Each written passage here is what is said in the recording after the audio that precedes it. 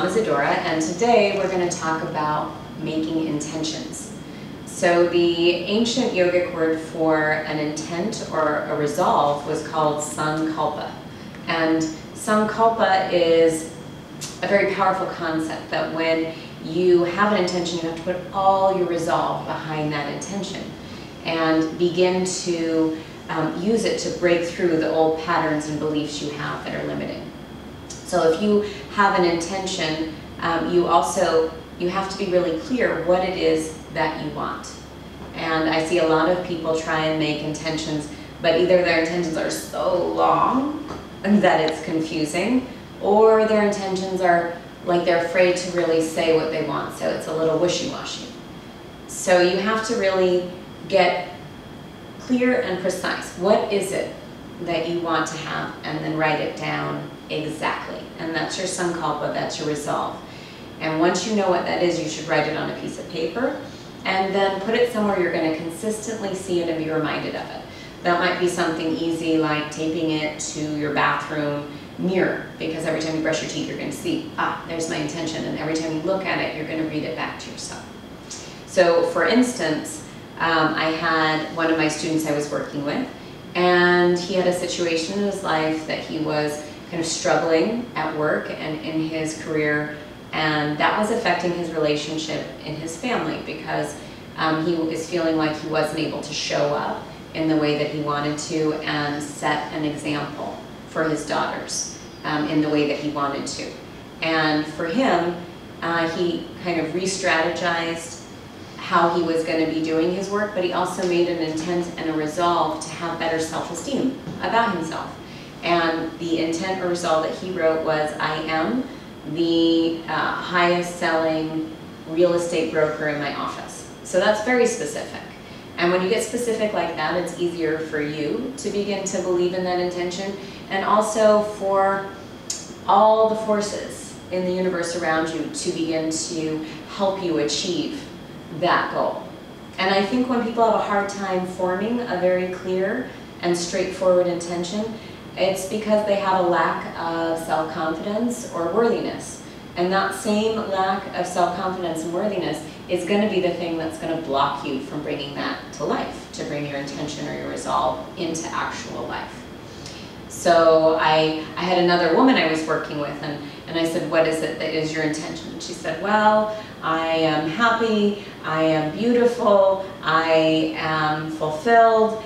And I said, well, that all sounds good, but I still don't know what you want. Like, what do you want to be happy, fulfilled, feel beautiful about? And in the end, what she came to clarity about is that she wanted to have a more satisfying romantic relationship with her husband. So then the intention she ended up writing was, I have a more satisfying romantic relationship with my husband. And when she got clear about that, then that's, I think, the intent, the resolve, she can start to both receive that energy for herself, but also change the way she's doing things to make that happen.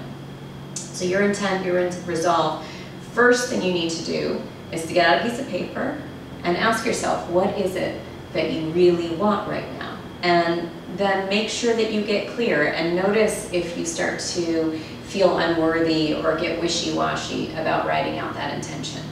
And if you do, then really start to ask yourself, where does the core of that blockage come from? Is it someone in your life who used to tell you you weren't worthy? I've been working with a teenage girl lately, and her own mother has been telling her, that she's not going to achieve her goals. She says, she should aim lower from where she's trying to go. And I told her, in order to be able to move past that kind of negativity, which coming from her mom is probably coming from her mom's own disappointments.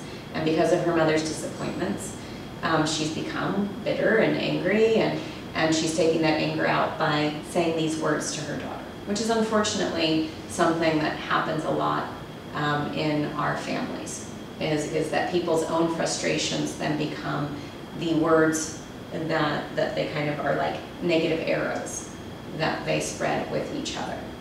So, for this girl, and she's still a teenager, I said, she needs to sit down and write down again, what is her intention? for her, her intention is that she wants to go to college and become a veterinarian. I said, so then she's going to write down, I am a veterinarian.